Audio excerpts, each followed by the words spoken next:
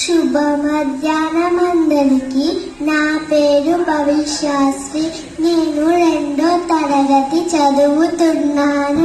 నేను చెప్పబోయేది వినాయక చవితి ఎందుకు జరుపుకుంటాము. వినాయక చవితి భాద్రపద శుద్ధ చవితి రోజున జరుపుకుంటాము. గజాసురుడు అనే ఒక రాక్షసుడు శివుడి కోసం ఎంతో తపస్సు చేయడం వల్ల శివుడు గజాసురుడు ముందు ప్రత్యక్షమయ్యి నీకేం వరం కావాలో కోరుకో అని అడుగుతారు. అప్పుడు గజాసురుడు నా పొట్ట భాగంలోన మీరు ఉండాలి అని అడుగుతారు. అడిగినట్లే శివుడు అక్కడ ఉంటారు. అది తెలిసిన పార్వతీదేవి చింతిస్తుండగా అక్కడికి బ్రహ్మ మహేశ్వరులు వచ్చి మీరు చింతివ్వకండి, నేను ఎలా అయినా శివుడిని విడిపించుకొని తీసుకొస్తాను అని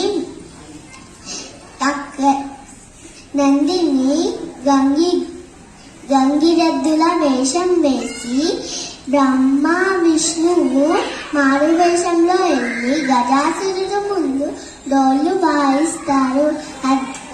అది విన్న గజాసురుడు ఆనందంగా మారి నీకేం వరం కావాలో కోరుకో అని అడుగుతారు.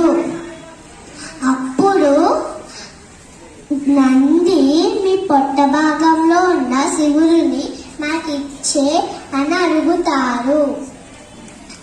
అడిగినట్లే శివుడిని వాళ్ళకి ఇచ్చేస్తారు. ఇది తెలిసిన పార్వతీదేవి స్నానం చేద్దాము అని పసుపు తీసుకుంటుంది.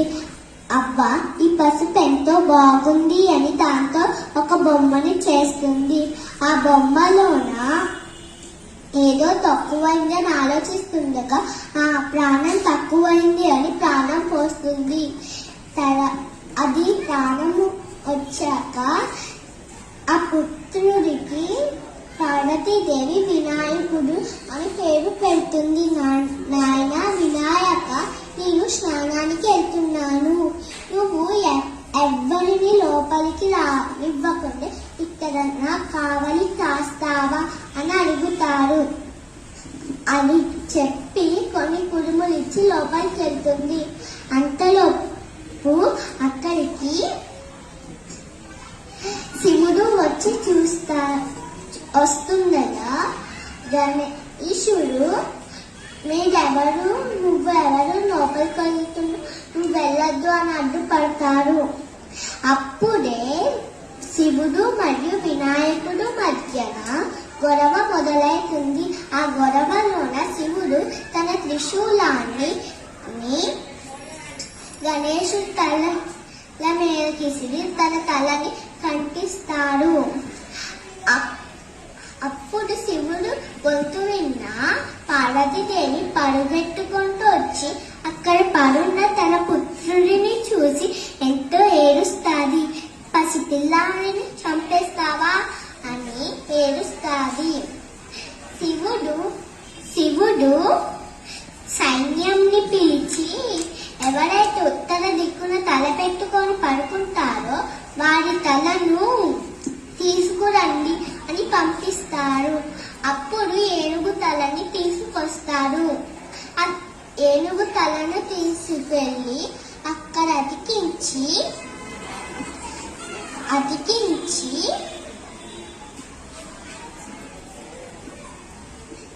అందరూ ప్రాణం పోస్తారు. అది చూసిన పార్వతీదేవి సంతోషిస్తుంది. కొన్ని రోజులకే శివ పార్వతులకి కార్తికేయుడు పుడతారు. ఆ కార్తికేయుడు మరియు వినాయకుడి మధ్యన ఆధిపత్యం నాకే కావాలి అని గొడవ మొదలవుతుంది. ఇది చూసిన శివ పార్వతులు ఎవరైతే 3 లోకాలు తిరిగి వస్తారో వాళ్ళకి మొదటి ఆధిపత్యం అని చెప్తే కార్తికేయుడు తన నెమలి మీద వెళ్తాడు. కానీ వినాయకుడి వాహనమైన ఎలుక అయ్యో నా వాహనం చిన్నది అని నా శివుడు దగ్గరికి వెళ్ళి అడుగుతాడు. నా స్వామి, నా వాహనం చిన్నది, నేనెలా 3 లోకాలు తిరిగి రాను అని చెప్తారు. అప్పుడు శివపార్వతులు ఎవరైతే 3 లోకాలుకి అధిపతి అయిన శివపార్వతులు చుట్టూ 3 ప్రదక్షిణాలు చేస్తారో వాళ్ళు 3 లోకాలు తిరిగి వచ్చినట్లే అని చెప్తారు. అప్పుడు వినాయకుడు శివుడికి పూజ చేస్తూ 3 ప్రదక్షిణాలు చేస్తారు. అయినప్పటికీ అక్కడికి కార్తికేయుడు వస్తాడు. తన తప్పును తెలుసుకొని మొదటి ఆధిపత్యం వినాయకుడికే ఇవ్వు అని అడుగుతారు. అందుకే మనము మొదటి పూజ వినాయకుడికే చేస్తాము. వినాయకుడు కురుములు ఎక్కువగా తినడం వల్ల అక్కడికి శివపార్వతులు వస్తే వినాయకుడు ఒంగోని నమస్కారం పెట్టలేకపోతారు. ఇది చూసిన శివుడు మీద ఉన్న చంద్రుడు నవ్వుతాడు. అది చూసిన పార్వతీదేవికి ఎంతో కోపం రావడం వల్ల ఆ చంద్రుడికి శాపం ఇస్తాది. ఎవరైతే గణేష చతుర్థి రోజు నిన్ను చూస్తారో వాళ్ళు నీలాప నిందలు పడాల్సి వస్తుంది అని శాపం ఇస్తుంది. అప్పుడు చంద్రుడు నేను చేసిన తప్పుని నేను తెలుసుకున్నాను, ఆ శాపం నుండి విముక్తి కలిగించండి అని వేడుకుంటారు. అప్పుడు పార్వతీదేవి ఎవరైతే వినాయక చతుర్థి రోజు వినాయకుడి కథ విని తల మీద అక్షంతలు వేసుకొని నిన్ను చూస్తారో వాళ్ళకేమి